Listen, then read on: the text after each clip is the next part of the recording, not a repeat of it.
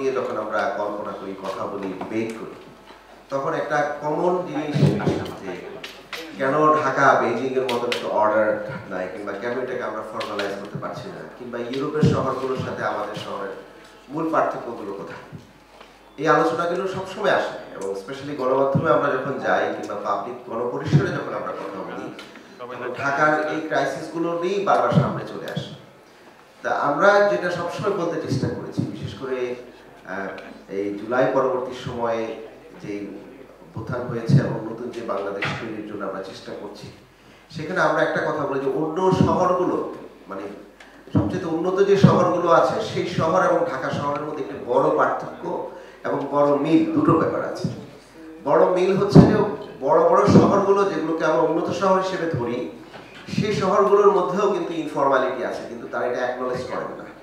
তো যে কারণে লন্ডন সিটিতে অথবা নিউ ইয়র্ক সিটিতে কিংবা বেইজিংয়েও যখন একদম মার্জিনালাইজ যারা আছে কিংবা শহরের যারা মাইগ্রেন্ট আছে, নতুন ইমিগ্রেন্ট যারা আছে, তাদের লাইফকে মেইন স্ট্রিম করাটা কিন্তু তাদের জন্য একটা বড় চ্যালেঞ্জ।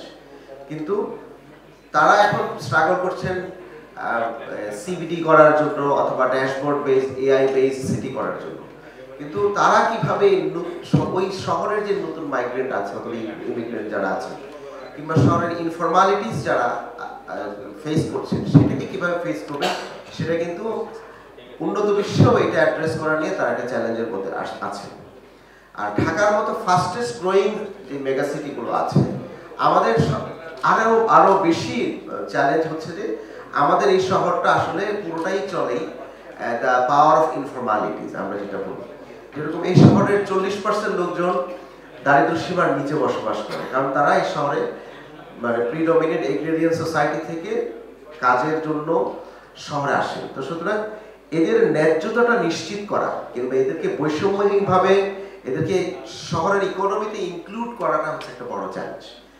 এটা একটা খুবই গুরুত্বপূর্ণ বিষয়। যে কারণে আমরা যখন এই নগরকে নতুন করে, ভাই কথা বলেন একটু শুনেন, এই শহরকে নতুন করে আমরা যখন রিবিল করতে চাই, তখন আমাদের বড় চ্যালেঞ্জটা আসে এই হকারদেরকে আমরা কি করবো, কিংবা এই যে এতগুলো যে টেসলা তৈরি হলো, হঠাৎ করে বাড়লো, এটা কি এই শহরের প্রবলেম, না এটা হচ্ছে যে পুরো গ্রেটার লেবার মার্কেট ইকোনমির যে ক্রাইসিসটা আছে সেটার একটা রিফ্লেকশন আমরা এই শহরের মধ্যে দেখতে পাচ্ছি।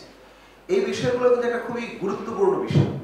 আমরা শহর নিয়ে কাজ করি কিংবা লোকাল গভর্নমেন্ট, বাংলাদেশের প্রত্যেকটা স্থানীয় সরকার নিয়ে যখন কাজ করেন, তখন ম্যাক্রো ইকোনমিক ইস্যুসগুলো কিন্তু আলটিমেটলি ডিল করতে হয় মাইক্রো লেভেলে, রেসপেক্টেড সিটিতে, ইউনিয়ন পরিষদে অথবা এলজিআই গুলো কিন্তু সেগুলো ডিল করতে যায়। এই ডিল করতে গিয়ে আমরা দেখেছি যখন এই নতুন সরকার ক্ষমতা এসছে, আন্তর্বর্তীকালীন সরকার, তখন এটাকে অর্ডারের মধ্যে আনতে গিয়ে প্রথমেই এই যে মানুষের যে মানবিক যে অধিকার, বেঁচে থাকার অধিকার, এবং এই যে ম্যাক্রো ইকোনমিক পার্সপেক্টিভের কারণে যে স্থানীয় জায়গায় যে ইনফরমালিটিস গুলো যে একটা তার যে দায়িত্বটা নিতে হবে সরকার, এটা আমরা দেখেছি যে আমাদের আসিফ সজীব ভুইয়া এবং আমাদের প্রধান উপদেষ্টা মহোদয় ডক্টর ইউনূস স্যার বলেছেন যে এটাকে ক্লোজলি দেখতে হবে এবং এটাকে দরদ দিয়ে দেখতে হবে যে কেন এই ইনফরমালিটিসকে আমরা কিভাবে ইনক্লুশন করব। এবং সেখান থেকে আমরা দেখেছি যে এই শহরের মধ্যে তাহলে কি করতে হবে, যে বৈধ অবৈধর যে ন্যারেটিভ, সাধারণভাবে কিন্তু মিডিয়াতে কিংবা অন্য জায়গায় একটা কথা বলা শুরু করে যে এটা বৈধ রিক্সা, এটা অবৈধ রিক্সা। আমরা কিন্তু এই বৈধ অবৈধ ন্যারেটিভের মধ্যে যাই না। আমরা বৈধ অবৈধ ন্যারেটিভে গেলে কি হয়, একটা শহরের মধ্যে খুব সহজেই আমি একটা বড় অংশকে এক্সক্লুশন করে ফেলতে পারি, যে বৈষম্যের শিকার হয়ে যায়। আমাদের মিনিস্ট্রির আমাদের অ্যাডভাইজার মহোদয় বলেছেন যে এটাকে কিভাবে ইনক্লুশন করা যায় সেটা চিন্তা করে। তো সুতরাং বৈধ অবৈধ ন্যারেটিভের বাহিরে গিয়ে যখন আমরা দেখলাম যে এটাকে আমরা একটা ধরনের ন্যায্যতার ভিত্তি, মানে জাস্ট ট্রানজিশন যেটাকে আমরা বলি গ্লোবালি, যে জাস্ট ট্রানজিশন আমরা করতে গেলে এই যারা এটার সাথে ইনফরমালিটিদের সাথে জড়িত আছেন তাদেরকে কোনো না কোনো ফরম্যাটে আমাকে এই ফর্মাল ইকোনমিতে তাকে লিগালাইজ করতে হবে। এই ফর্মাল ইকোনমিতে তাকে ইনক্লুশন করার ক্ষেত্রে আমরা প্রথমে চিন্তা করেছি, যেহেতু দীর্ঘদিন যাবৎ বুয়েট এটা নিয়ে গবেষণা করছে, বাংলাদেশে নিরাপদ সড়ক এটা তো মানুষের অধিকার এবং এটার সাথে জীবন জড়িত।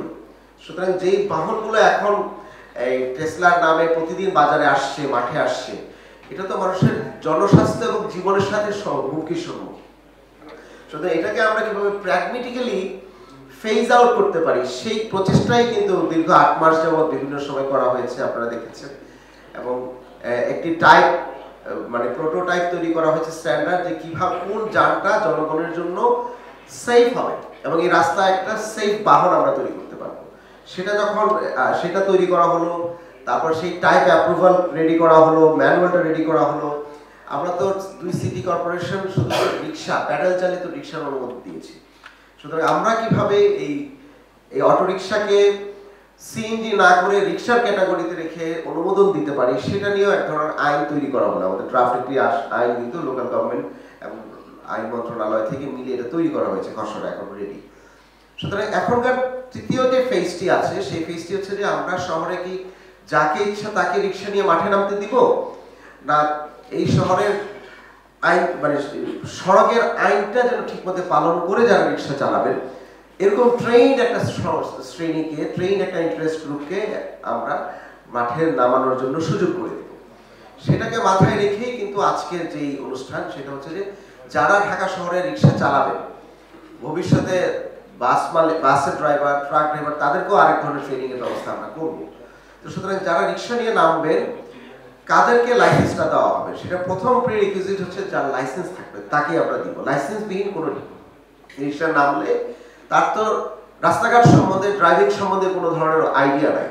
তো সুতরাং এটাকে মাথায় রেখে আমাদের যে বিশেষ কমিটি হয়েছে, এই কমিটি সিদ্ধান্ত নিয়েছে যে এটাকে আমরা লাইসেন্সিং এর আগে আমরা ট্রেনার তৈরি করতে হবে। এই ট্রেনাররা প্রায় 1 লক্ষের উপরে লোকজনদেরকে ট্রেনিং এর ব্যবস্থা করবে এবং ট্রেনিং এ যারা পাস করবেন, লাইসেন্স পাবেন, তারা হচ্ছে তাদের ভোটার আইডি কার্ডের এগেইনস্টে সর্বোচ্চ 3টি, আমাদের উপদেষ্টা মহোদয় বলেছেন, সর্বোচ্চ 3টি রিক্সা তারা নিয়ে কিনতে পারবে, তারা যদি কিনতে চান। এবং প্রাইভেট সেক্টরকে আমরা রেডি করেছি, তারা রেডি হচ্ছেন, তারা একটা লার্জ স্কেলে যারা ইনভেস্টমেন্ট করতে পারবেন এবং এটার দাম হবে 2 লাখের নিচে স্ট্যান্ডার্ড দাম। যদিও আমরা কোনো প্রাইস সিলিং করবো না, কিন্তু এটা অ্যাক্সেসিবল করতে হবে এবং এটা ভবিষ্যতে যদি আমরা পরিবেশ বান্ধব করতে পারি। তো সুতরাং এই মডেলে আমরা আগাচ্ছি এবং এই মডেলে আমরা দুটো কাজ করবো। একটা হচ্ছে পৃথিবীবাসীকেও, অন্য শহরগুলোকে আমরা এই বার্তাটা দিতে চাই যে আমাদের এই শহরের মধ্যে যে লেবার মার্কেটের যে এবং ট্রান্সপোর্ট সেক্টরে আমরা যে ট্রানজিশনটা করছি, সেই ট্রানজিশনটা এক ধরনের জাস্ট ট্রানজিশন মডেলে হবে। দ্যাট মিনস কর্মসংস্থানটাও হবে, এর সাথে পরিবেশটাও ঠিক থাকবে এবং ফেজ আউট এক ধরনের সায়েন্টিফিক প্র্যাগমেটিক ওয়েতে আমরা এই সমাজের, এই রাষ্ট্রের মধ্যে, এই শহরগুলোর মধ্যে আমরা এটা করব। প্রথমে উত্তর এবং দক্ষিণ সিটি কর্পোরেশনের মধ্যে আমরা করব, তারপরে গভর্নমেন্টের যতগুলো এলজিআই আছে সব এলজিআই গুলোর মধ্যে গ্র্যাজুয়ালি কিন্তু আমরা এই মডেলগুলো নিয়ে যাব এবং ভবিষ্যতে কপে কিংবা আন্তর্জাতিক সংস্থাগুলোর সামনে আমরা যখন দাঁড়াবো, আমাদের এই যে জাস্ট ট্রানজিশনের যে প্র্যাকটিসটা আমরা এখন করছি এবং এটা আরো সুন্দর মতে আমাদের উপদেষ্টা মহোদয় বলবেন যে কিভাবে আমরা গ্র্যাজুয়ালি এই শহরের কোন ফেজ আমরা যাব। সুতরাং এটা একটা শুধুমাত্র যে জুলাই পরবর্তী সময়ের আমরা শুধুমাত্র যে ইনফরমালিটিসকে ইনক্লুশন করছি তা না, গ্লোবালিও আমরা দেখিয়ে দিতে চাই বাংলাদেশে কিভাবে আমরা এই বৈষম্যহীন সমাজ প্রতিষ্ঠার যে ধাপগুলো, এটা আমরা প্র্যাকটিক্যালি একটির পর একটি করে এটা আমরা অন্যদেরকেও যেন আমাদের কাছ থেকে তারা লার্নিং করতে পারে, সেই মডেল আমরা তৈরি করছি। আজকে যারা আমাদের